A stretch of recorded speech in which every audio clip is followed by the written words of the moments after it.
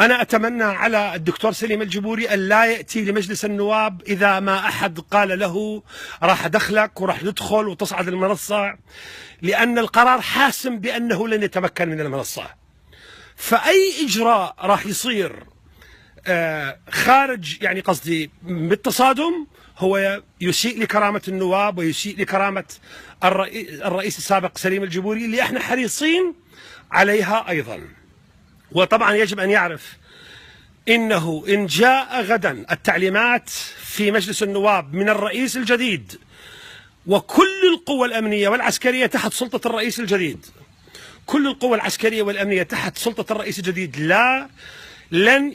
ستدخل سيارته إلى مجلس النواب بصحبة سائق فقط، كما هو حال رؤساء اللجان الذين يسمح لهم الرئيس السابق محمود المشهداني يسمح له أن يصل بسيارته إلى الباب، هو أيضا سيسمح له، ولن يسمح لأي موكب عسكري، وأنا أتمنى عليه لا يتورط، لن يسمح لأي موكب عسكري أو أمني أو شخص يحمل بندقية أن يقترب من مبنى مجلس النواب غدا، لأن هذه هي قرارات الرئيس الجديد وتعليماته. لذلك أقول لا تراجع.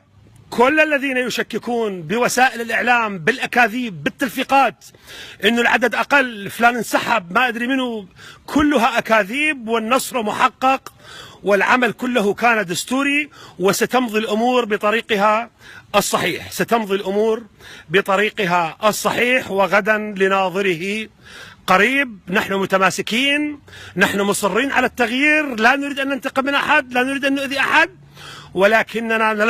لكن هناك إجماع بين الذين كانوا حاضرين الآن بأن التاريخ لن يرجع إلى الوراء.